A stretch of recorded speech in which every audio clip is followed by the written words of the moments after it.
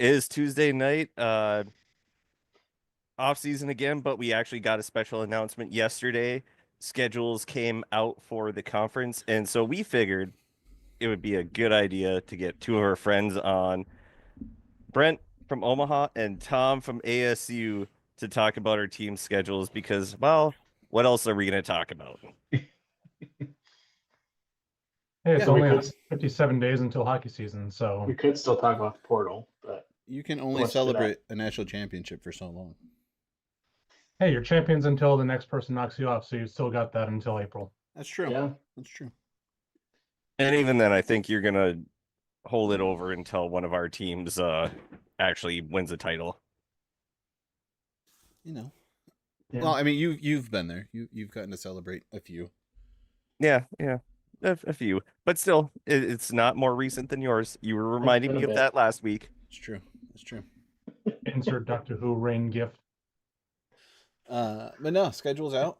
Some teams actually have their full schedule out, which is nice. We'll probably do that later in the summer, like we usually do. But let's look at some conference play here. Anything that stands out just from the rip that we want to get into before we kind of go team by team? I think you kind of touched on it talking with everyone, Wes, that it's the first year without that rivalry weekend now, that there is going to be a team. I believe that's not Arizona State this last weekend of the season, that's not playing, and that's going to make a difference. I know we finish out with Colorado College. so yeah, we finish out with CC. So, not the St. Cloud rivalry. I don't believe you guys finish out with Miami. So that's going to be kind of an interesting dynamic this year to see how that plays out. Yeah, St. Cloud gets the final bye of the year. That was Arizona State last year, and it's not the historical rivalry weekend that it has been, which may be good for some teams to mix it up a little bit. Other teams, kind of liked what they were doing there. I think Western was one who appreciated that final weekend, and Miami was a team who did not.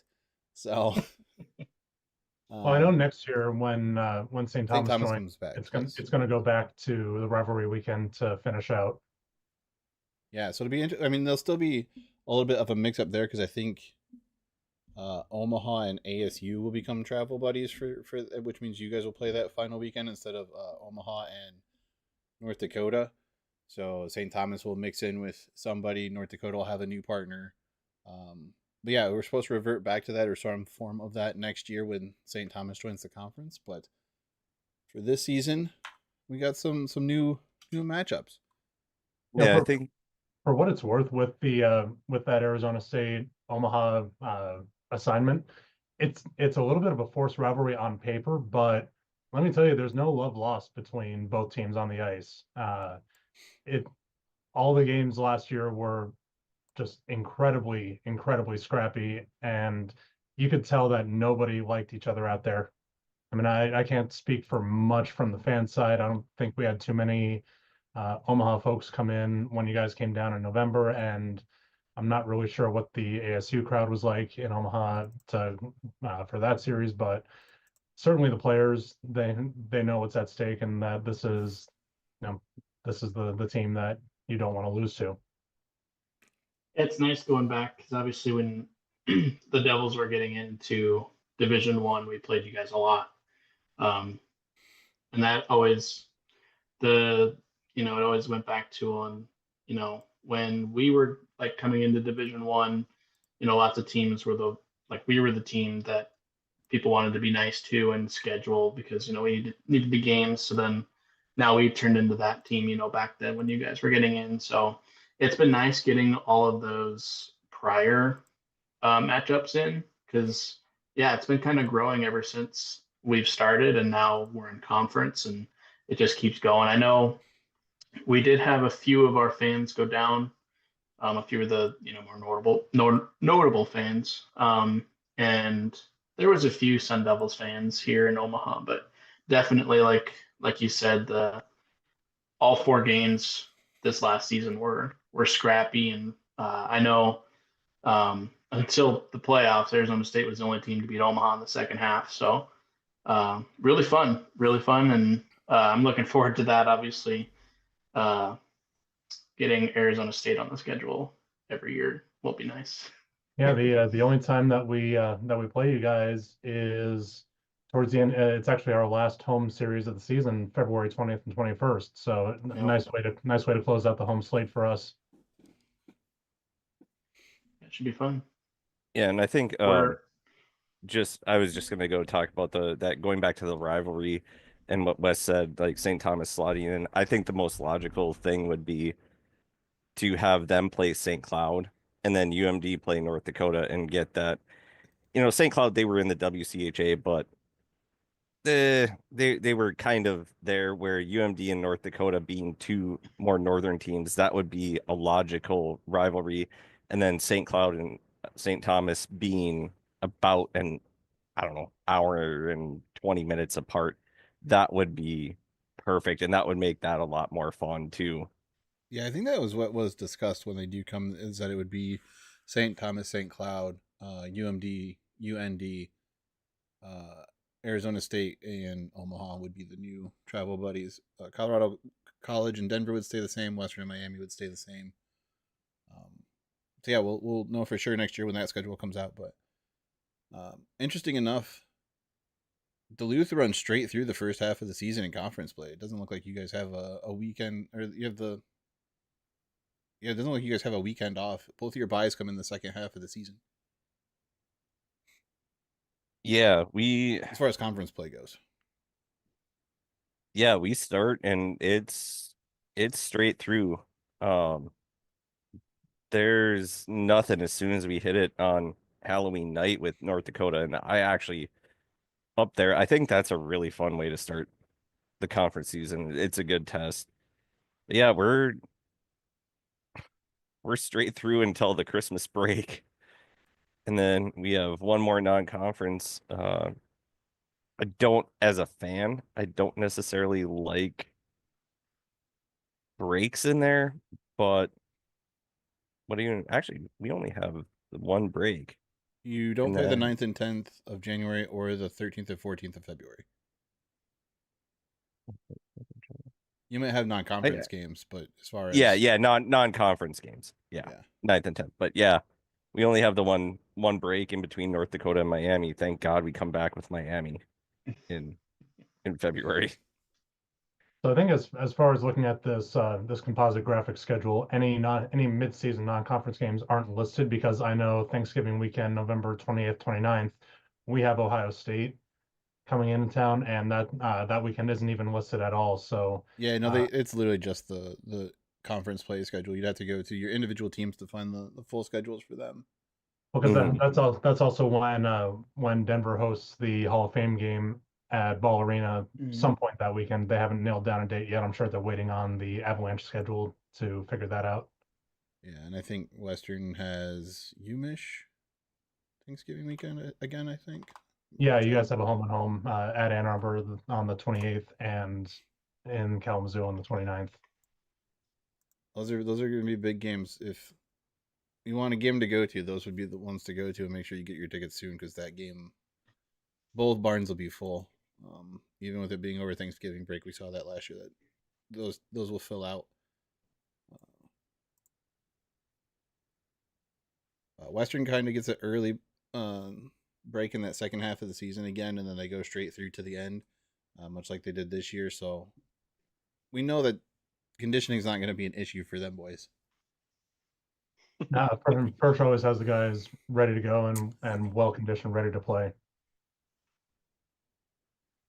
Miami will wrap up the season against Omaha, and I don't know if you guys are aware of this, but Miami is absolutely terrible in the last half of the year, or the last series of the year.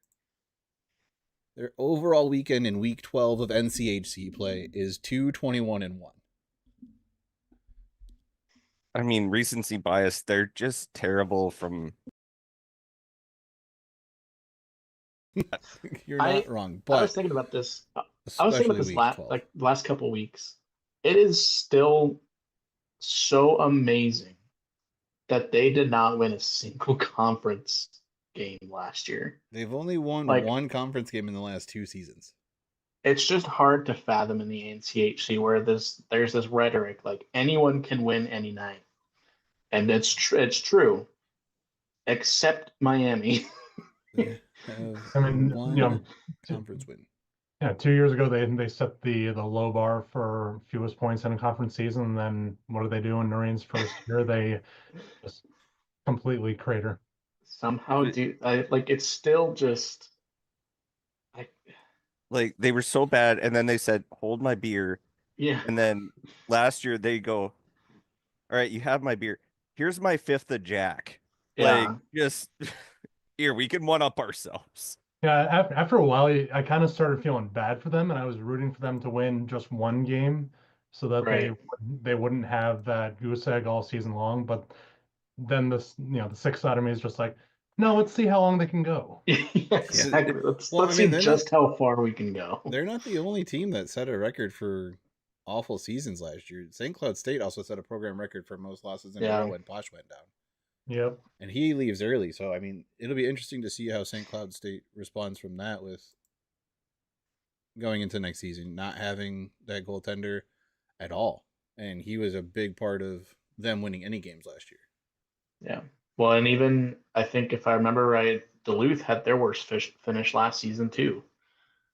In any NCHC season, I think they usually, or their lowest finish, I think, was fifth going into last season. I want to say. That seems about right. Just right, either top half or just below it. Yeah. And then even so, we were, I think, if I remember right, we were pretty much clear for that. Well, what the fuck did we finish now? I can't even remember. This year? Sixth or seventh. Seventh. Yeah. Seventh. Yeah. So, but we were still clear enough of eighth, which I was okay with. Yeah. And we had a chance I think at six, but I don't know. I'm not paying For a attention. bit. It's been a long day. Yeah, I mean, St. Cloud, as of right now, their starting goaltender would be James Gray, I think, unless they manage to pull somebody else in. I don't think they have. I thought they got one goaltender out of the portal. I have it up here. Yeah, they've got it. Yeah, They've got Patrick Burzen's coming from Maine. He's coming out of the portal, so he would probably get the nod at goaltender. And then they've got a recruit coming out of Lincoln, Jan Shostak. Gotcha. I mean, Miami's also going to be a brand new team again. They are deep in the portal. Yeah. They've been busy. And you have to think, Noreen's going to have these guys at least a little bit. You have to be a little bit better than you were this season. I mean, you can be worse than they were. I don't think they will. I also don't think they'll make the 8-team field, but I think they'll at least be somewhat competitive-ish. Yeah. Yeah, They'll be But see, more. that's what I thought going into this last season too. Is I was like, they can't do any worse, and then they were. But I do think, like you said, I think they'll be slightly more ready and have a bit more success because Noreen's getting a bunch of guys that he's had prior engagements with before. So like I feel like they'll be ready to go. Again, they might not be ready to crack the top 8 or whatever, but I think they'll get better and at least win a game in the NCHC. I mean, they'll get themselves in position to to at least gear up for the next season when everybody makes the tournament again. Yeah, They'll be competitive compared to when a couple of years ago when they just had Person and Red Savage, and that was their team. And most games that they were even having a chance in was because Person was doing Person things and just being a stud goalie. Mm-hmm. Yeah, but I mean, they're like I said, they're gonna be a brand new team. They have 11 guys that entered the portal. They've got 6 out of the portal so far. They do lose 2 goaltenders, Bruno Bavaris and Ethan Dahlmeyer, both hit the portal. I don't think either are committed yet. Oh no, wait, Dahlmeyer is committed to Duluth. Dahlmeyer is committed. They also Ah, have damn it. John Waldron committed to Arizona State, and I wonder if that's supposed to be. Is that supposed to be Rahards and not Richards? That's an interesting Yeah. one. No, it is Rahards. Yeah, Uh, we're hard. Yeah, he went to Bowling Green. Careful on the inflection there. Yeah, yeah. Dahlmeyer's to UMD. I mean, I and guess they feel like they needed to replace everybody.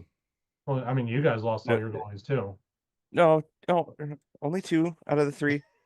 Uh Knapp went to Michigan Tech, so but he's gonna be the same year as Guyon. I just don't know if we're gonna be splitting it. And then Sandy, well, Went to North Dakota along yeah, with Anthony Mangini. and I don't think Sandy's gonna play, but good for him. He's going home. So Well, as yeah, is with Sandy's going to be there behind Gibson Homer. So yeah. As is with many players that commit to North Dakota from the portal, it's usually where they grew up, and it's always been a dream for them to play for North Dakota. So when they come calling, you can't say no. I got to say, I'm not loving the Tempe to North Dakota pipeline that's I here. I knew Me, exactly when Homer hit the portal. I was like, that dude is a fighting hawk. He Oh is yeah, going no, to North Dakota. that was the worst kept secret ever. how did it go for the last guy though? TJ did pretty solid towards the end of the year. He had a like yeah, he had a very decent year for them. Like I was surprised. He definitely I mean he won them the series here in Omaha for the playoffs. And If it wasn't if it wasn't for him, Omaha would have been in St. Paul. So I mean, But he did arguably, I not would say decent those were his 2 enough. best games of the season too. yeah. Not decent enough to save a head Yeah. coach's job or Yeah, win a But still, trophy. we called that. We called it. Yep. You know, we're just a couple schmucks who sit in basements, but saw the writing on the wall before anybody else did. Yeah, we even told Brad Schlossman. Like I asked him, he's I don't think so. We're like, it kind of seems like it's there. Like if they won, then Barry would have still been there. But we're like, he's gonna be gone. There's too much frustration. I think even if North Dakota had managed to win the Frozen Face-Off, Barry would have gotten a safe execution just to mid-season. I mean, depending on how North Dakota started out this coming season with him still behind the bench, if it's a subpar opening to the season, then they're dumping him mid-season. But I think they did him a favor. Obviously, it was going to happen when they got knocked out by Western. I think it's more the fact that they didn't want to renew his contract, and he would have had to have had a deeper run this year and started out next year extremely well to get, because he would have had to sign a new contract in the middle of the year. I don't think they would fire him in the middle of the year, but they could have potentially extended him in the middle of the year. But I don't think they were leaning that way anyway, and that's why we saw the dominoes fall the way we did. Because it's really hard to go into your last year as a coach, and especially in college with the way the transfer portal is and the ability for players to just dip out if you don't have commitment from the university, the coaching staff to bring players in. And we're kind of seeing that with how many guys did leave North Dakota, but also other schools. The mass exodus from Miami last year when Bergeron was let go, the mass exodus at Michigan or Northern Michigan when that coach took off at the end of the summer, and really just how much it put them behind the 8 ball. And Arizona or North Dakota did not want to find themselves in a similar position. Yeah, kind of the only team that's really survived the mass exodus is Mankato.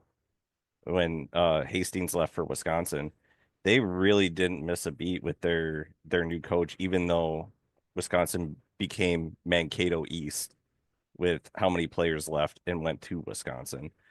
So it is possible to survive it, but more times than not, you're not going to. Well, I think Luke Strand is definitely the caliber coach to be able to retain those guys. You know, Oh yeah. he's in the same vein as Furschweiler, as David Carl. You know, he identifies his guys, and uh, he knows what it takes to keep them around and to recruit. Yeah, and North Dakota is moving to that GM recruiting style that you see a lot of the bigger football programs going to this year. I think North Carolina was the first one to really announce it with Bill Belichick coming in and bringing over, is it Mike Lombardi to be Yep. their football GM. Mm-hmm. Was really the first time he announced in the college ranks at any level, and then North Dakota makes sense that they'd be the first one to bring it to hockey. But a much more accelerated trickle down than we've seen for other advancements in college sports. I give it 5 years tops before that's the norm, at least for more programs than not across college hockey, because it takes so much pressure off the head coach. You've got a dedicated member of your staff who can go out there and do that recruiting, and uh, it's going to, obviously the head coach is still going to be involved in the recruiting, but you've got a dedicated coach that's his job, and you're able to funnel guys in front of the head coach, and he can then say, yeah, I want to see this guy, this guy, this guy. Yeah, I Yeah. think it's going to be it's going to be a fine balance that they have to figure out between pros and college with the head coach, because pros yeah, it's the GM and the owner, and specifically the GM, that are like, these are the guys that I want. You see it all the time though. It's the owner's pick in any sport. It's, this is what the owner wants. My hands are kind of tied. Where I think in college you have to not want it to be like that pro model and have that coach still involved more. Like you were saying, the coach says, okay, I want these guys, like he can pick it out. So maybe it takes a little off his plate, but I don't necessarily know if you want to take it all off his plate, because that's the whole point of college hockey. And I mean, it should be the point of professional sports as well, but more in the pro ranks, the coaches' hands are tied, and then they have a lot shorter leash. So I think you also have to give the head coaches a longer leash in college if things aren't working out. It's a slippery slope, and they opened up the whole thing. I mean, we kind of saw that when Albie O'Connell was down here. He was the main recruiting guy alongside Powers, and then he left to take the job with Montreal. But we had that. Albie was a great recruiter, and he was maybe, I don't know if I want to say he was exactly a forerunner to the GM model, but he certainly handled a lot more of the recruiting tasks alongside Coach Powers. Well, the way that Brad kind of lays it out is it allows North Dakota to recruit during the season a little better. I think that's something that he would point to them struggling with. You look at kind of at least Western Michigan the last couple games of the year. If they're on the road, you may not see JJ Crew on the bench. It may just be Herder and Fursch. A couple years ago when they went to St. Cloud in the game that Mike and I attended, that was one of the things I pointed out to Mike, that JJ wasn't there behind the bench. He was out scouting players during the high school tournament, or the prep for the high school tournament. Um, so it gives them an opportunity to keep their entire coaching staff behind the bench still, as they seem to like to do, but it still allows them to also go and do some recruiting while they're on the road. Because I think they're using it as their like fourth coach, because every team can have, was it 4 total coaches, assistant or head, associate, and 2 assistants that are paid coaches. So they're using that second assistant coach is what their GM spot is. Yep. So yeah, it might allow them to continue coaching the way they have been, but still open doors for recruiting if they're, say, at Omaha at the end of the year, or in Kalamazoo or wherever they may be. This year they end in Kalamazoo, so they might want to go look at somebody in Muskegon or somewhere close, but not give up everybody behind the bench either. So, And that's important too when you're hiring your staff, where if that's what Western was doing with JJ and having him go out to these places, you have to have trust in your coaching staff and knowing the style that you want to play, and JJ obviously knows that. Uh, and then trust in your other two coaches that are on the bench with you. Hey, this is what we're doing. You can coach up the players. So that could get a little tricky if guys are leaving, like a Jason Herder leaving UMD to go to Western Michigan. Damn you, we were good when you were here. But losing guys like that, how does that play into things too? It's way more nuanced than some people might think, I think. I don't know. I could just be talking on my butt though. It's definitely a balance of getting the right mix of coaches on and off the bench. Who know what their roles are and how to best mesh with everybody else. All right, let's get back to this schedule thing where we started. We kind of veered off pretty hard there. Yeah, it's probably not going to be the first time. Yeah, probably not. But let's just run team by team, I suppose. We'll go alphabetical order, which means Tom will start us off with the ASU NCHC schedule. First weekend is Halloween weekend. You guys have Miami away. You make the trip up to Oxford, Ohio.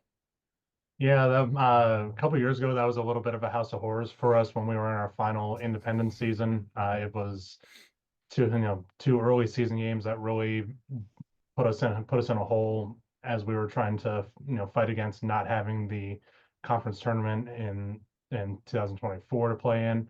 But then we went back last year and absolutely just thrashed the Redhawks 7-1 and 4-1. I'm hoping that we don't see a repeat of the early season misfortune. You know, I said last night on College Hockey Coast to Coast, that's a series that if we lose one of those games, just wrap it up and call it a year. Yeah, I don't know, man. Miami is they've got to get something going. I don't think they'll be ready to play spoiler just yet.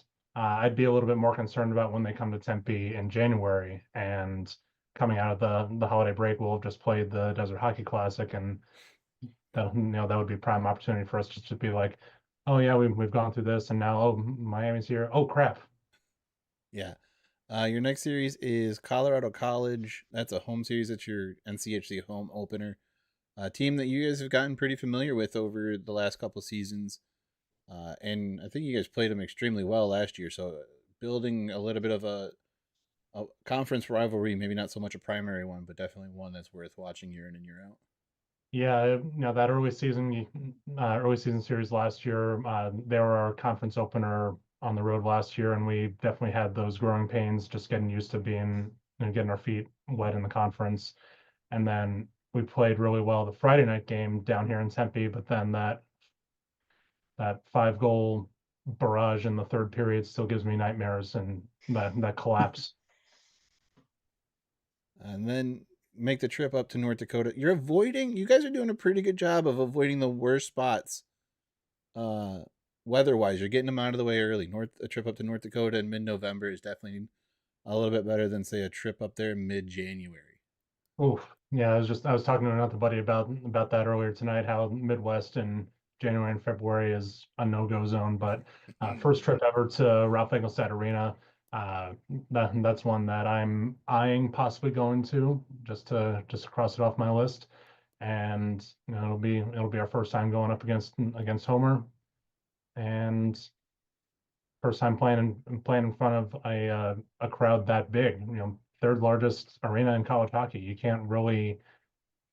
The guys are going to be awestruck a little bit. I'm not going to lie. It's going to be a bigger stage than they're used to. And I will say it hasn't been that bad the last 2 years, but it's still the Midwest in the winter. Yeah. I think, especially like you said, for a new team coming in that you guys really haven't played there, it's something guys are awestruck. Trevor even said it for himself. He was awestruck during the national anthem with how big that is. So that's going to be kind of a good test for the guys. And when North Dakota was down here in January, it was maybe just shy of uh, 60-40 ASU to North Dakota fans. But when they say Sioux during the national anthem, I mean that roar was bad enough with only 5,000 people in Mullet Arena. Imagine just how deafening it's going to be with 13,000 fans and 90% of them in green and white. Mhm. No, 90% of them at probably about 0.25. I think you're estimating a little bit on the low end there. There's not a lot to do in North Dakota. No, there is not. Oh my goodness. next up is a home trip or a home games against Denver right before the Thanksgiving holiday. A Denver team, that's had some up and downs. They were not as strong in the conference as they have been in the past, and this was a team that might be looking for a little bit of revenge early in the season, considering what happened last year on a 12-game winning streak before the Sun Devils decided to put an end to that. And I believe Mike will let you know that I may or may not have predicted that one too, considering I did not think that Denver really did a whole lot positive to earn that 12-0 record before going and playing against Arizona State. Yeah, their non-conference record last year was a little bit, or non-conference schedule was a little bit suspect. They, it's a very beatable team. So if they had lost one of those games, that's that's where you're just kind of looking at Denver like, what the hell? But it's a reversal of the schedule from last year. We went up to Denver on the same weekend last season and just shocked Magnus. I was up there for that series, and I walked into the arena on Friday thinking, okay, if we can take a couple of points, maybe get a split in points over the weekend, that would be great. But then after we got the win on Friday, I walked in Saturday knowing that we were going to pull off the sweep, and not only did we do it, we won 3-2 on Friday and we won 5-2 on Saturday. So yeah, David Carl's guys are going to be looking to knock us off in our own barn. And I think just to kind of do a side note, it's going to be interesting how they come back this year because with the step back from where they were, I guess 2 years ago now, the step back they took last year, they're still a very formidable team, but they weren't quite the same team. What are they going to do now that they have lost their star player? And actually, a couple of their star players. Well, yeah, Matt Davis went pro. Freddie Halleck entered the portal, so there's gonna be more holes for David Carl to fill. You know, Carter he's King's always been good. gone.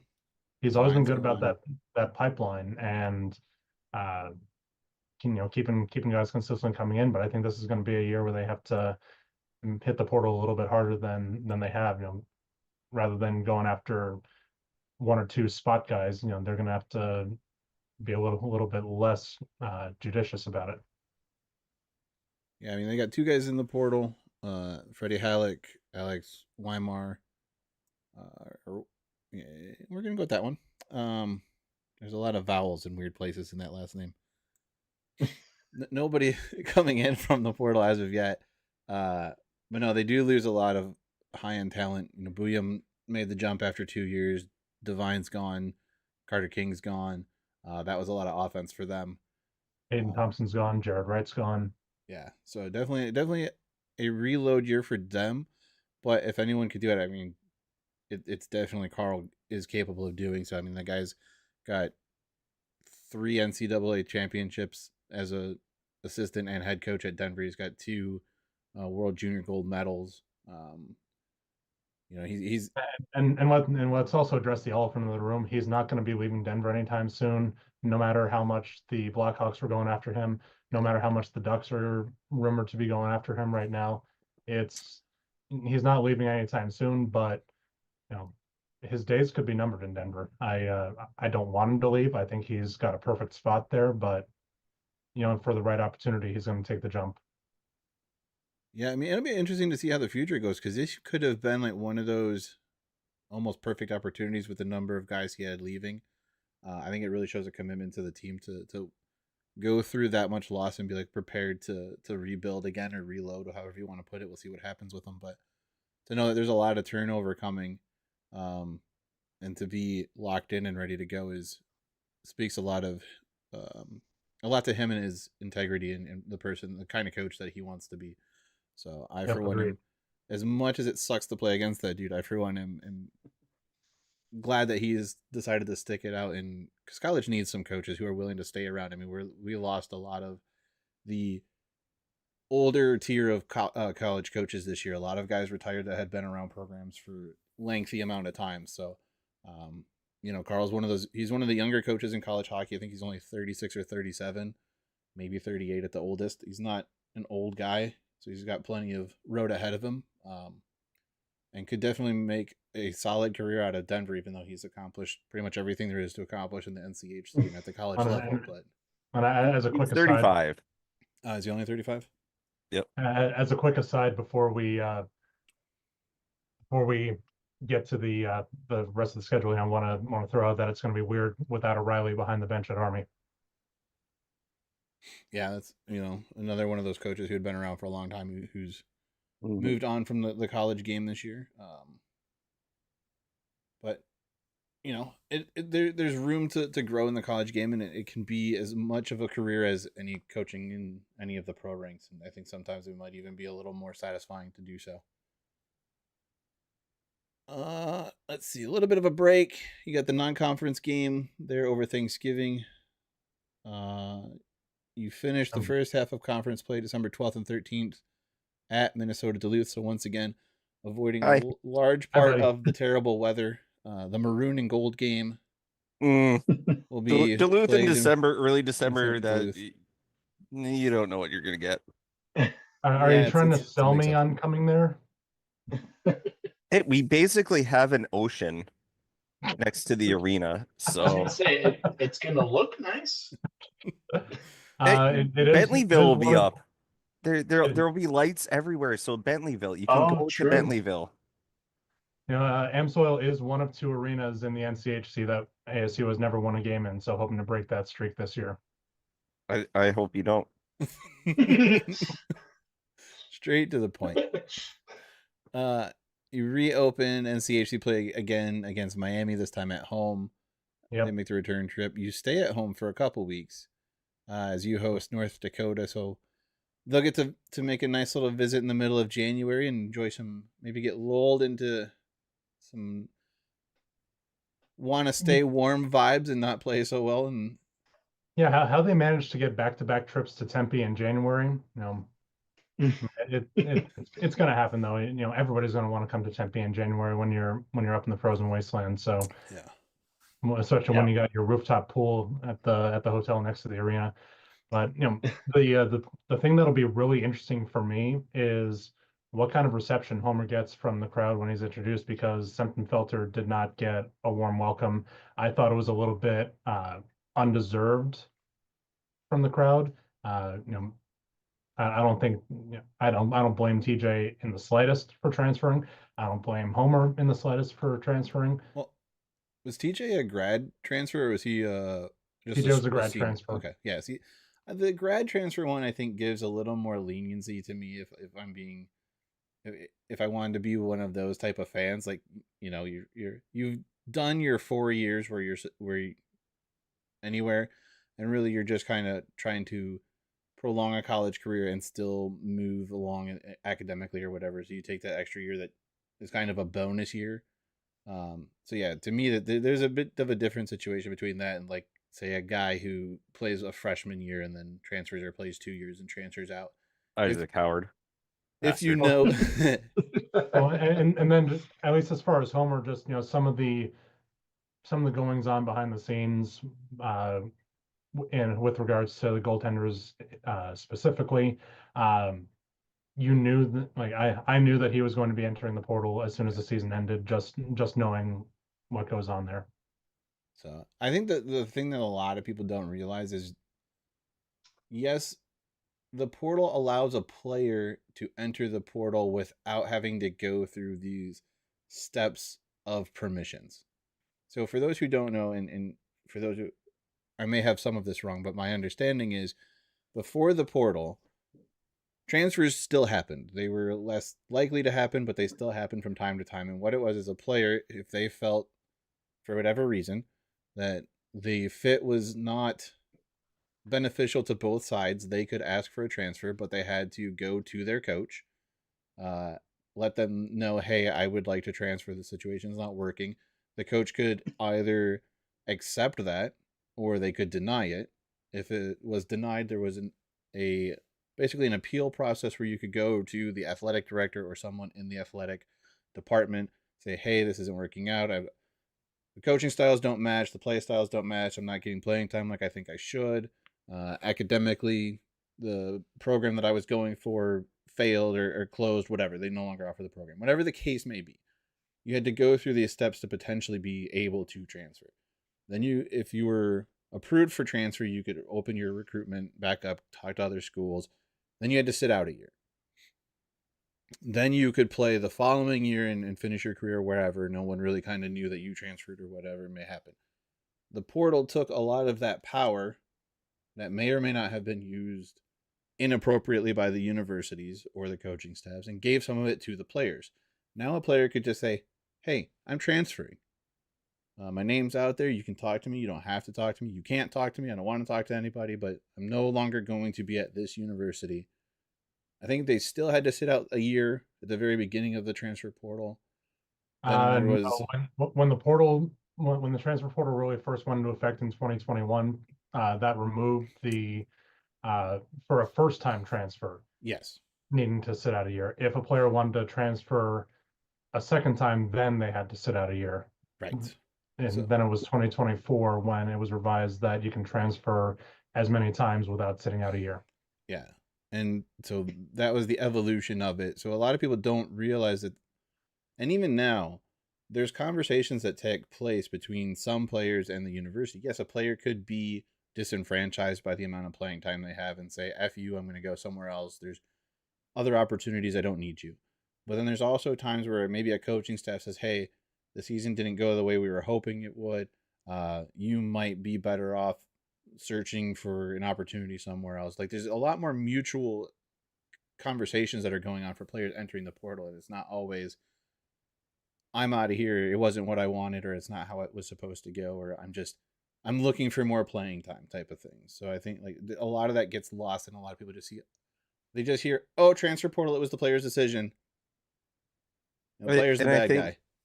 I think one of the main things that And NIL's not helping you. but well, I was just going to say basketball and football, they're not helping anything. Where I think most of the guys that we're seeing in the transfer portal in hockey, it's not going to be the NIL money. They're not chasing the money necessarily. Some maybe are if they're going to like an Isaac Howard going from UMD to Michigan State. There's going to be more opportunity there, or if they're going to just a Big Ten school in general. But even those schools, hockey isn't their number one. Those Big Ten schools, football is their number one. These guys have reasons for transferring, but with football and basketball, they see transfer portal. Oh, they're just chasing the money. That's not the case. The situation wasn't a fit. I think Knapp, just to use an example, Knapp, I don't think he was happy knowing that he was going to be the backup to Guyon, where it was maybe going to be 75-25 split or 60-40 split, that he wasn't the number one. And that's why he moved on to Michigan Tech, where he knows he can be the number one. Even though I think that was correct, he just is doing what's best for him. Even Isaac Howard, he didn't think and I'm just speculating here, he didn't think he could show off his offensive prowess at UMD, where Michigan State he could, especially with the guys that they had already brought in. He thinks it's going to be a better situation. I don't understand the fans in hockey specifically. The other sports, yeah, but hockey specifically, why they're going to hate on these kids for transferring out. And you look at to some of the schools that these guys transfer to, they're going to a Niagara, a Bentley, a Holy Cross. They just want to play hockey. Yep, They're exactly. not going there for any accolades or anything. They're just going because they want to play, and they're not playing at the schools that they're currently at. So why are you going to fault a kid for that? Yeah. He just wants to play the game. Or she. Same thing in women's hockey. Like they just want the playing time. Yep, agreed. Yeah, that was most of the case here in Omaha. Is the coaching staff went to most of, I mean, half the roster who was staying on or who would have been, um, sophomores and juniors this upcoming season, and basically told them like it's probably better off if you leave and find somewhere to have playing time because the guys that are coming in are gonna, probably get more of it, and you're gonna be kind of on the back burner. And so it was more of just like a hey, like it sucks, but you are just not going to get the playing time you probably want. And especially this season with the the injuries we had and stuff like that, like a lot of guys that probably would not have gotten as much playing time this season did. And so they got, I mean, it was kind of not a fluke, but it was like the guys that had transferred would have been, fighting just to be on the ice this year. But since, most of them had to play with, the Tanner injury and a couple other injuries here and there, they got a lot more playing time than they would have. And then they earned all that playing time in that injury time. So it kind of sucks, especially for this year with how successful most of the guys that transferred out ended up being. But that's just kind of how it is. Is the the guys coming in are just they're going to get the playing time because we know that they're going to come in and produce, and just kind of sucks that that's just how it goes. Yeah, and William kind of in the chat makes a similar point to what Mike was saying. People are lumping all athletes in the same boat. On their mindset, it's all NIL related, regardless of if it is or not, and just the perception of college athletes now, thanks to football and basketball. Um, and then Paul says hi. Hi, Paul. He's getting ready for bed. Hi, So, Paul. Hey, Paul. Hi, Paul.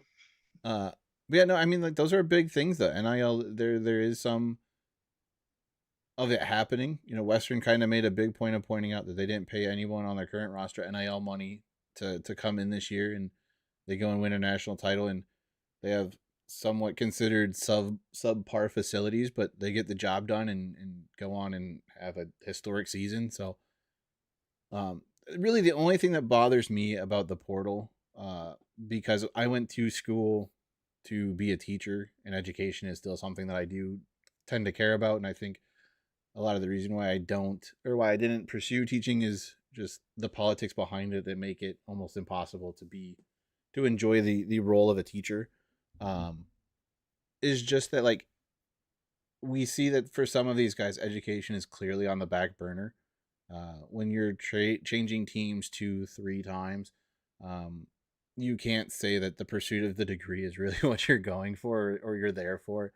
I think there's some universities they won't even look at guys who are juniors and seniors because they won't give them a degree. Like you have to have such a percentage of your credits at that university in order to earn a degree from that university that they won't even look at, higher, high classmen or higher classmen transfers because part of their thing is still trying to get kids out with degrees or pursuing those degrees.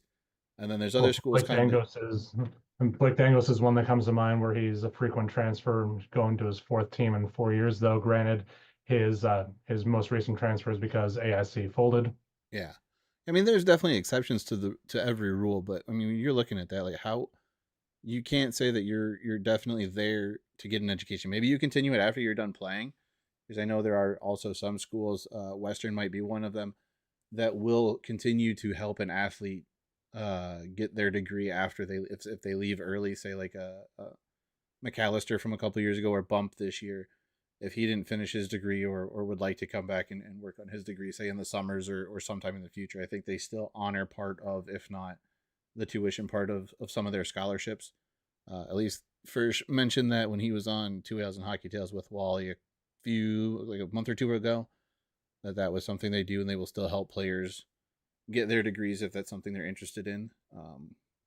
But it does tend to take a backseat when you're jumping schools, and I don't know how many credits are really transferring when you've been to 4 schools in 4 years or Yeah. 3 schools in 4 years.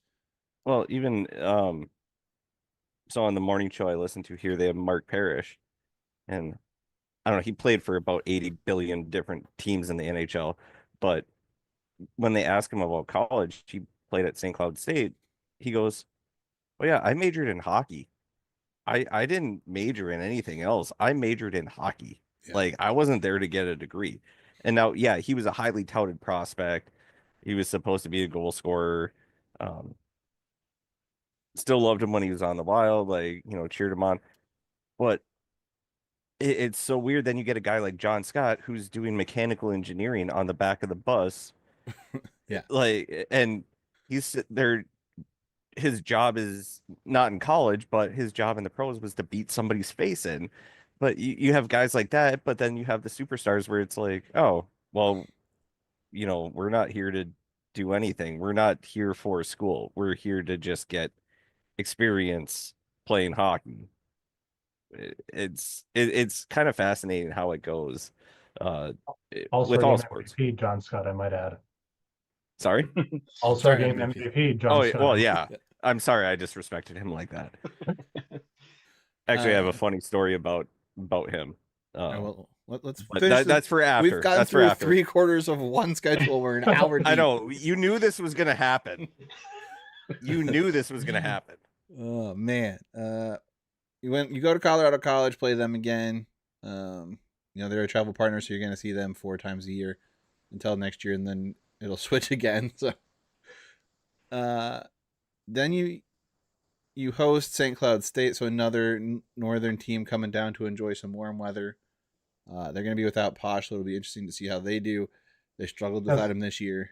So yeah, St. Cloud's never played in Tempe before, though they have played in the state of Arizona for the 2016 Desert Hockey Classic when it was hosted up in Prescott Valley. So nice to get them into the proper territory. Then Valentine's Day weekend, there will be no love lost between Western and Arizona State as you guys make the trip up to the cold lands. After we made the trip down south last year. Yeah, I will be in Lawson for that one. I have to get up there for the final season, and that's the weekend I'm going to do it. Yeah, I mean they should be next year. 2026 should be the final season, so we're definitely getting close. But I mean, really, anything in the next 2 years is worth making the trip up for it and visiting that spot before it's gone. It's going to be missed when it is. Yeah. Then you're back home to host Omaha.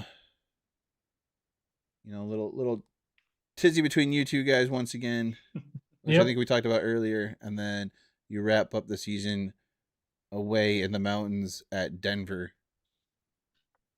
Close out the year, and you guys, you don't get that last bye this year. Your bye's pretty early in the NCHC season. Honestly, I like the way our buys fall. We had 9 weeks in a row where we played last year, so that that wore on the guys at the end. We had that subpar weekend at Duluth where we lost and tied, split at Omaha, and then just even playing at home, we should have swept Western. We had the game in hand on Saturday night, and then just started falling apart. Fell apart against Denver in the Friday game. Came back and won the Saturday game. Of course, the collapse against Colorado College on Saturday in late January. But I think where the buys are this year, I think it's pretty beneficial. We'll avoid the teams who aren't represented here. You can just go read their schedules or follow along with the teams that are here, and you'll kind of piece together their schedule as we go. But so we'll skip Colorado College, skip Denver, skip Miami. Duluth, you guys start the season, the NCHC regular season, against North Dakota. Yep, and I kind of mentioned it earlier. Sorry, I'm also halfway distracted because the Wild game started. Sans Zeev Bouillon, I think they realized kind of what you and I were talking about, Tom. It's just a little bit too much for them now. Anyway, yeah, so up North Dakota way, gonna be kind of a good start to the season. Just get that hostile energy out of the way first. Then at home to St. Cloud. And then at home against Omaha. So all hunting weekends for me. So I'll be able to watch them at home at least, the Saturday games. Then we go out to CC, and then I'm thinking about that December 5th and 6th series at Western for my time to get out to Kalamazoo and Lawson Arena. That would be a lot of fun because we do see you guys twice this year. Um, Second time later. I think that would be a lot of fun right before we come home and host Arizona State. I I just think our first it, I mean, we only see Miami once this year. Oh, And darn. I know that part sucks. Um Honestly, St. Cloud State, I think they're probably going to be a little reprieve. But other than that, our first half of the conference schedule is not going to be easy. At least we get uh, a bunch of home series in there, uh, other than going to Kalamazoo and going to Grand Forks. Um, Colorado College, I'm not too worried about. And then we come back from break with, well, technically a bye, a conference bye, non-conference. Then we go to St. Cloud, host Western in January, then go to Denver, host North Dakota. We're kind of back and forth the second half of the year. So that's not too bad. It just gets a little You're whiplashy. exactly back and forth the second half of the year. Yeah. Yeah. I don't like the whiplash thing. I'd rather have just kind of a couple home series, couple away series instead of just like not know exactly where you're going. But Well, it looks like pretty much everybody is back and forth, with the exception of Denver's got a couple of back-to-back home series, and then North Dakota's got a couple back-to-back road followed by back-to-back home. yeah, and then And we finished with Colorado College at home, which that hopefully will be a little bit better of a ending than St. Cloud, but who knows? I mean, there's Who really knows like how the year will go? 3 series each half of the year for you guys that look to be the most trouble. I mean, maybe you only play Omaha once, and that's in the first half of the year. If you guys can get away with like being close to 500, if not a little above, after the first half of the year, you'd be in a pretty good spot. Mm-hmm. Yeah, But I because mean that run of Western, Denver, North Dakota bouncing back and forth between home and away in the second half of the year is not going to be easy. But that's like your tough stretch in the second half, and you've got North Dakota, St. Cloud, Omaha, Colorado College, Western, Arizona State, so it's a little more spread out the first half. mm-hmm. But really, like you're kind of set up in a decent schedule. It's just that 1 3 week stretch from January 23rd to February 7th is going to be where you have to survive and try and steal points if and when you can. Yeah, and then we finish out with Miami and CC. So that I would take that end of the year versus what we've had in the past. North Dakota, they're North Dakota. Who cares? Omaha, you start the season with Colorado College. North Dakota, you have both your North Dakota series in the first half of the year, so just knocking those out early. yeah, twice in a month. Love that. Well, I mean, it's better than what Jesus. Well, you guys are kind of used to that. The last couple of years, you've had them back-to-back weekends here Well, to end the regular season and start playoffs, huh? yeah, yeah. How was that gone? Well, Side you're note. 50-50, or you got Nope. 3 out of. I You're 50-50. 3 out of 6. think there's been 2 goals in about 20 seconds in this hockey game. Oh wait, no, you guys didn't go to overtime this year, did you? You'd be 2-4 in at least the playoffs against them. Yeah, 2-4. No, Yeah. I did that wrong. 2-3. Yeah, education was really important to you. Not a math major. Okay. Still education. I didn't go to school to learn how to count. Yeah, there's 4 weeks there. So Ed Robeson, we still haven't been there.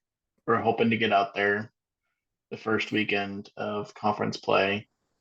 And then back up to Amsoil, we're hoping to make that trip as well because we absolutely love going to Duluth. So I've been twice, and then me and my wife went a couple seasons ago. I guess by a couple seasons ago, I mean the last time Omaha actually went to Duluth. It's been a few years, but there could be 4 straight weeks of us watching the Mavericks. And then we've got that off week. Surprisingly, I'm sure that might be non-conference the 5th and the 6th, but we don't have. Typically, that's when we play St. Cloud because it's my birthday weekend, and that's like almost always St. Cloud. So, Well, that's cute that they scheduled that for your birthday. yeah. Second half of the year, St. Cloud State, Miami, Colorado College at Western. Which we are probably going to. Oh, there you go. Lots of visitors in Kalamazoo this year. Denver over Thanksgiving. No, over Valentine's Day, Arizona State, and you wrap up the season against Miami, who, as I have mentioned, is terrible in the last week of the year.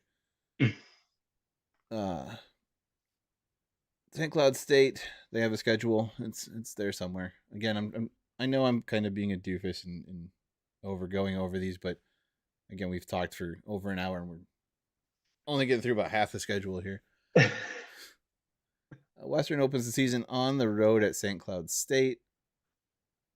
You know, I mean, they've played each other pretty tight the last couple of years. Again, it's only a one season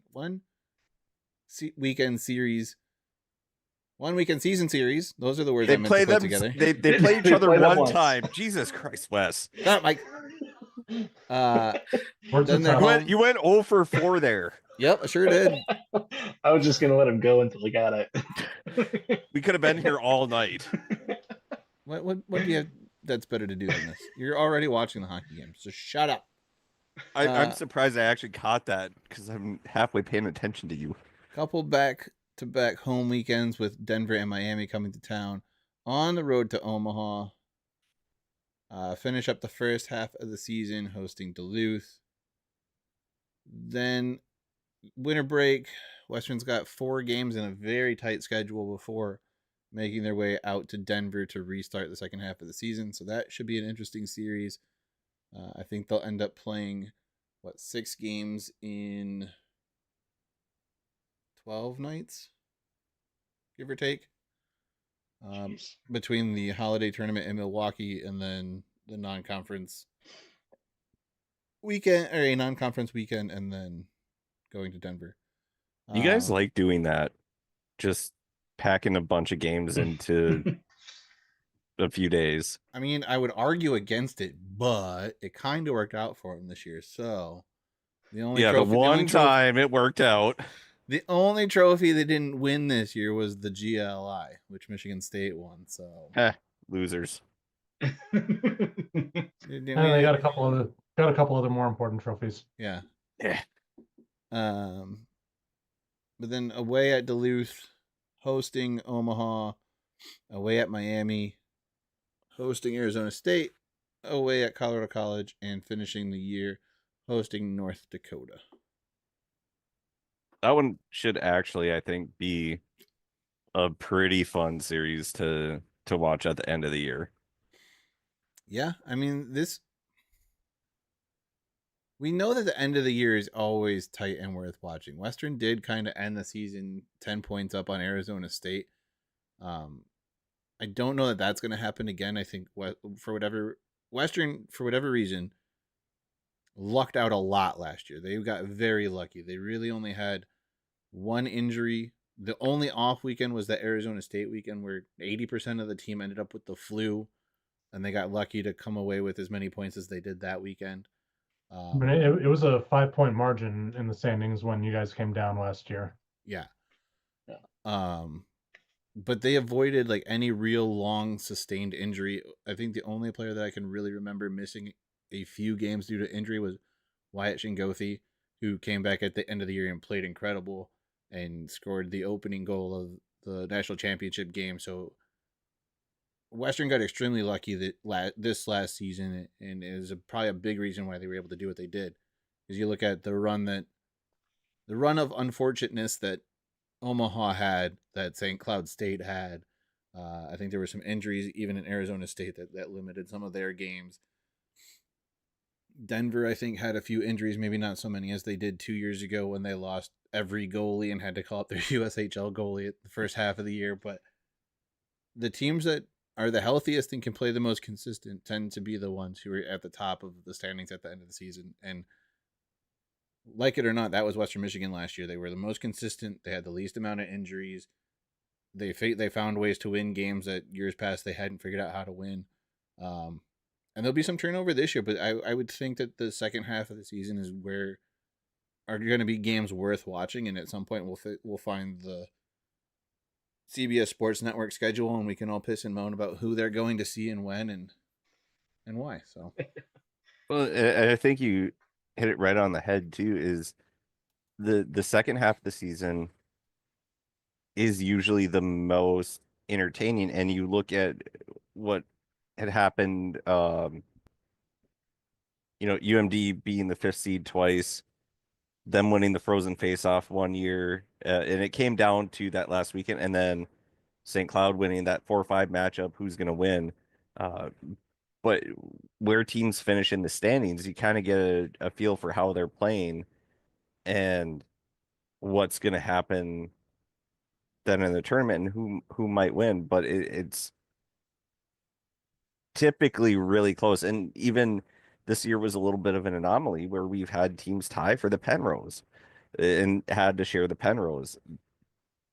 It's who's going to win, who's going to come out ahead, and well, shit, we might even have a tie. Uh, so that's what makes it super exciting, that second half of the year. You kind of jockey for position, but then once the new year hits, tarps and gloves are off and everybody's going after each other, except for Miami. They're just thinking about spring break. They're just happy to be there. Yeah, they get their YMCA participation trophy. They're like, "Hey, look, Mom, I played D1 hockey. Did I'm you in the know?" NCHC. I played Well, hockey in the NCHC. Speculating for whenever the CBS Sports schedule does come out, I would not be surprised to see ASU hosting North Dakota be one of those weekends, and then when we go up to Western, like those are two of the games that I would expect to see on their schedule when it comes out. well, they haven't been to Western in a couple years, and it's hard for them to be in there. The press box is small. The arena itself is kind of small and cramped, and it's hard for them to do what they want to do as far as production wise there. But and really, they should come to Western at least once over the next 2 years and celebrate the end of the Lawson era for Western Michigan hockey. Is that building has meant so much to the people in this community and this team, and it's going to be a different program when they move downtown, but a Maybe lot of the the same too. maybe the producers don't want to like have to hit the dump button every 5 seconds because of the lunatics. You may not be wrong. You may not be wrong. There could be that. ESPN ran into that problem during the national title game too. So half the game you don't even know what the commentators are saying, which is okay by me, but yeah, I'm all for it. Family friendly, maybe not so much. do we want to take a look at the portal? No. Well, you went full Northern Michigan on the deal, so Yeah, you guys there's got Not that. much. a lot in there. Not much news out of Omaha, I'll tell you that much. No, you guys haven't signed anybody. Yeah, but that's either way too. I mean, you guys haven't had anyone enter the portal since March 30th. You haven't gotten anybody out of the portal yet. And we won't. We are not. We are not going to get anyone out of the portal this year because we've got half of Canada coming to join our team. So, I mean, really, what the biggest name in there is Tanner, maybe, Tanner and Kevin. and then Tanner coming off of an injury year, didn't have the Yeah. most stellar year.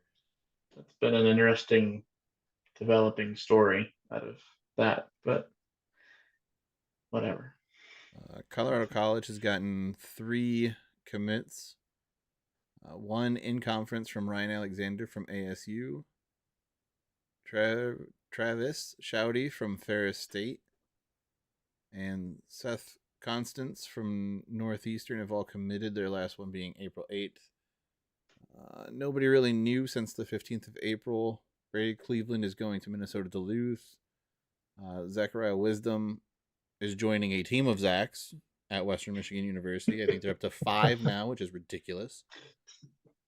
Zach passes to Zach, who passes to Zach, and Zach scores. Yeah. Like when the Stahl brothers all played for Carolina.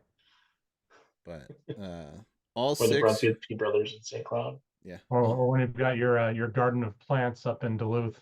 Yeah, that is true. All 6 players who've entered the portal for Colorado College have found their new homes. Tyler Dunbar Union, Zachariah Wisdom, Western Michigan, Ryan Beck, Lake Superior State, Ethan Strachey, Ohio State, Carson Musser. That one's a little bit surprising. St. Thomas, and Brady Cleveland, Minnesota Duluth. With Umberco coming back.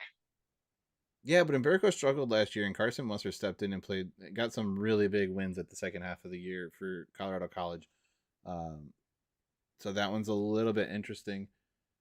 Yeah, Umberco, he didn't really have a sophomore slump. He had, I don't know, a good alliteration for a junior drop off, but he just wasn't as good. Yeah, I don't know if it was Junior drop off does kind of flow. I don't know if it was their defensive play wasn't what it was up to, or if teams have kind of figured him out. I mean, Western's always had a little bit of success on Umberco. I mean, you guys knocked out his tooth, I believe. Oh, I don't remember if it was us or not. I remember watching that game, but wasn't it? No, it wasn't. Or was it North Dakota? It might have been North Dakota. It was either you or North Dakota. Somebody hit him square in the grill and knocked out his tooth. I don't think it was in Colorado. And No, it wasn't. And if it was at Lawson, I would have been there. And So I think it was North Dakota. And I remember watching it on NCHC TV. It must have been like him in person were going at it as far as the goalies in net. I think it was in North Dakota or St. Cloud State are the two that come to mind. It was in North Dakota. It wasn't St. Cloud. I know that. But no, Musser's a little bit of a surprise. And then going to St. Thomas, he could be back in the NCHC next year. If he plays well. Also bringing back former Miami head coach Rico Blasi to the NCHC. Rico. Miami, very active in the portal. They've got 6 commits. Max Helgelson from Alaska Anchorage, Doug Grimes from BU, Mateo Giampa from Canisius, Kyle Coyne from Harvard, Vladislav Lukashev from Michigan State, Ryan Smith from Quinnipiac. Like, good Lord. That is the Lukasevich. Sure. That's how you say it. Vladislav Lukasevich. Again, I'll that take was your word a lot of consonants grouped together in ways that I don't think they should be in that one. But not as many vowels clumped up. They don't make the sounds they're supposed to. Yeah, that too. Yeah, that's Miami. They only have 3 players so far that have entered the portal for them that have committed. Again, it's Ethan Dahlmeyer to Minnesota Duluth, John Waldron to Arizona State, and Rahards. Yep, sure. One of those guys again. To Bowling Green. Calling that one out. Duluth, more active than I think they have been in the portal. They've got 1, 2, 3, 4, 5 coming in. Kind of. Okay, you got a lot more guys coming in than you usually do, and a lot more going out. Yeah, 8 going out, 5 coming in, and all the guys. I will say all the guys going out, other than Sandy, did play key parts in the team with Spicer, Bettens, Matt Perkins, Aiden Dubinsky, Jack Smith, Mangini, and then Clayton Knapp. Perkins is the only one who has yet to commit. Everyone else Yep. has a spot. Spicer going to Arizona State, Bettens going to Northern Michigan, Sandy going to North Dakota, Dubinsky going to Wisconsin, Jack Smith to Minnesota State, Anthony Mangini to North Dakota, and Clayton Knapp to Michigan Tech. And coming in, Spicer's going to be an interesting watch for me, seeing how he comes back after a year and a half away from college hockey. Yeah, those are always interesting guys. When they go back to the juniors. Mm-hmm. Coming in, Kyle Gaffney, Brady Cleveland, Kyler Kovich, Ethan Dahlmeyer, Scott Truman. Yeah, so a little offense coming in, but I think we have the 8th Plant brother coming in. And I don't know too much about our incoming class from what I've seen. I haven't really delved deep into it. Schlossman seemed to think it was a pretty good class when we talked with him, but who knows? I knew I was super excited about this year's freshman class, and that Plant and Chaga Bay line, they were good, so I expect them to take another step. And hopefully we can just have some guys complement them and move forward. Omaha again. Nobody coming in, a lot going out. Apparently nobody wants to go there. I mean, at least not from the portal, but North Dakota. Again, we've got half of Canada coming to play in Omaha. So. Send them your stakes. They'll come there. That's all you need to do. We've got 4 guys from the team that Gabinet used to coach for coming in. Nice. As well as many other players that still haven't been announced yet. North Dakota's plucking quite a few players. They got 2 goalies, 3 forwards from across college hockey, a couple Minnesota Duluth guys who decided to remain teammates. Gibson Homer from Arizona State, Ellis Rookwood from Clarkson, Isaac Gordon from Michigan Tech, Zach Sandy, and Anthony Mangini from Minnesota Duluth. And then Jaden Perron went to Michigan. Owen McLaughlin and Sasha Boisvert decided to remain teammates at BU. And Tanner Komzik has yet to commit anywhere. St. Cloud State, 3 coming in, 2 going out. Everybody's committed somewhere. Patrick Berzins from Maine, Max Sleminski from RPI, and Finn Loftus from Smolinski. Come on, get his name right, Wes. I'm rushing through this because I have a very angry baby upstairs that I can hear. Going out, Colin Rolfe going to Michigan State, and Warren Clark going to Northern Michigan. Western, I think we already ran through the guys coming in. Oh, maybe not. Only Zach. Western's got 4 committed: Zach Wisdom, Zach Bookman, Will Whitelaw, and Theo Wahlberg from Colorado College, Merrimack, Michigan, and Ohio State, respectively. Going out, Ethan Walters, who's committed to Sacred Heart. Jack Messick, who transferred in from Ferris State this previous year, is on his way back out, yet to commit. Ian Samoza is committed to Minnesota State, and Tristan Lemaire, who transferred in this previous year, is on his way out after having also played at Denver as a back-to-back national champion. Arizona State has 5 coming in. 1, 2, 3, 4, 5, 6. 8 going out? 8? Yep. 8 going out. Yeah, the only 2 who have not committed anywhere going out are Cole Helm and Tony Achille. Zachary Bryce just committed yesterday to go back home to Alaska. Yeah. That's not to mention all the other guys we got coming down from Canada as well. Ty Nash, Sean McGurran, Noah Powell's on that list as well. So, yeah, no, I can't blame the Canadians for wanting to go to Tempe. Now Omaha. All we have to do for recruiting is show them our weather app and be like, it's 70 degrees in January. I was gonna say, weather and the women. You live. This is where you live in January. This is where we play in January. This is where you live. this is where we play. It's like, can you comfortably go in a pool where you live in January? If it's indoor and set to 80, yes, I can. So suck it. Arizona State's recruiting tactics. We have way nicer weather, and we were typically voted the school with the most attractive women. Hockey players are like, yes. We don't care if you suck. Yes. Yep. But Western knows how to party. So Now they know how to party in Tempe too. Oh, we've lost that mantle of being the number one party school, though. Good old Michael Crow's kind of put a kibosh on that, but we're now number one in innovation. So So you gave it back to Wisconsin, where you literally have to be like a 0.3 to be accepted into the school. Like if you get pulled over for in Wisconsin, you get not a pulled lot to do over. in Wisconsin. Wisconsin, you get pulled over for sober driving, not drunk driving. Yeah, I mean, Arizona State's doing a nice job with their promo. A little shout out to Mighty Ducks, rollerblading through town with their last one with the guys rollerblading through campus in their Arizona State gear. Yep. But yeah, no, I think we're gonna cut it there. Like I said, I got an angry baby. We're an hour and a half in. Next week we should have national champion defenseman for the Western Michigan Broncos, Robbie Drasner, on the show, so we can talk to him about going from worst to first and just what an incredible way to end his college career, transferring from Miami to Western. And boy, was that a good choice for that young man. You might say it paid off. Yeah. Anything you guys want to say before we throw this to the history books?